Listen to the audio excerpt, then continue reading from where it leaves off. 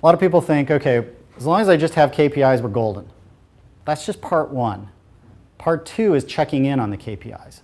Because ultimately what you want to do is have the KPIs drive your behavior and drive your understanding of how the business works. So if you're not checking in on them, they're just kind of these cute things you hang on the wall, or they're the things you send out every month in your investor update.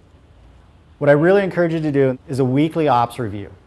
This may be one of the most powerful meetings you can set up in your company. The agenda that I like is the simplest agenda that works, because I like figuring out the minimum effective dose instead of the maximum dose. It's like, what's the minimum thing that will make a huge impact for you? Just do this. Start the meeting out, gather. Initially, it's your whole company. Eventually, it'll be kind of the decision makers, span of control, sphere of influence people in your company. That's the fun of scaling, is you get to have that bicker about who gets to be in a meeting and not. Enjoy it while you're small in a startup that you don't have that issue. Start out with good news, because the goal of this meeting, once you get past good news, is productive paranoia. Productive is an important word there. Not just paranoia about all of the things that could kill you, productive paranoia, which is what are the things we should be concerned about and how do we take action on them right now. Good news is important, because that productive paranoia may make the rest of the meeting seem kind of sour because you're hand-wringing about stuff. Go around the table, have each person just say something great that happened either in the company or in their personal life. It's a great way to make a little connection. It's really important to review your goals, because goals and KPIs are not the same thing. They're linked together in an important way. So review your goals. How'd you do on those? Review your KPIs. How did they move?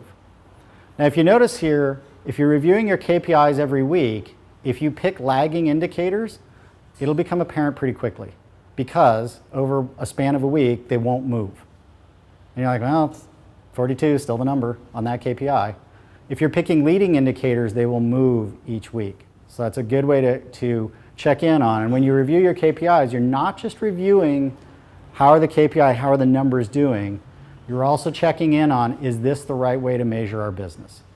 Because let's say something goes really wrong in your business and all the KPIs were showing everything's great.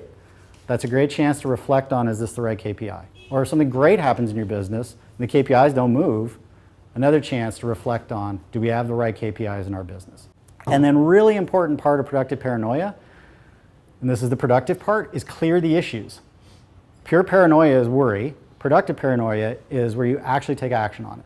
So before people get up out of that meeting, understand what are the issues, potentially have a discussion on them while everybody's there. So don't call a meeting to have a meeting later. Clear it right there. Figure out who's responsible for it. And the cool thing about doing this every week is the default is you will report back or tell us a story next week of what happened as you cleared that issue this week. So there's this built-in weekly accountability into the heartbeat cadence of these meetings. Some things the issues may be strong enough that you can't move them to the following week. So in that case, who's got the action item and when are they going to tell the story back out to that group about how it's progressing? Simple. 4 agenda items, super, super powerful meeting. When I was at Rally, we grew from 0 to successful IPO. This was the backbone cadence of our company. Initially, we had almost everybody in the meeting when we were 12 people. And when we were public and 600 people, we had 35, 40 people in this meeting. And it's not like it's a 5-hour meeting. So one of the ways to think about this is this cadence, these meetings are a way to invest in your success. So if we do just kind of a line item here, we talked about stand-ups in another session, about just very quickly getting together, clearing issues. So let's say that takes 15 minutes a day. I encourage a half-hour ops review. These do not need to be an hour long at this size. As you get bigger, sometimes they get to be an hour. But even when we were 600 people in public, we would get through that part of the meeting in 25 minutes. Complete review of every bit of functional bit in the company in 25 minutes. Retrospectives and weekly planning. When you think about working on the company versus in the company, so on is where you're improving the company, working in the company is just busy doing things.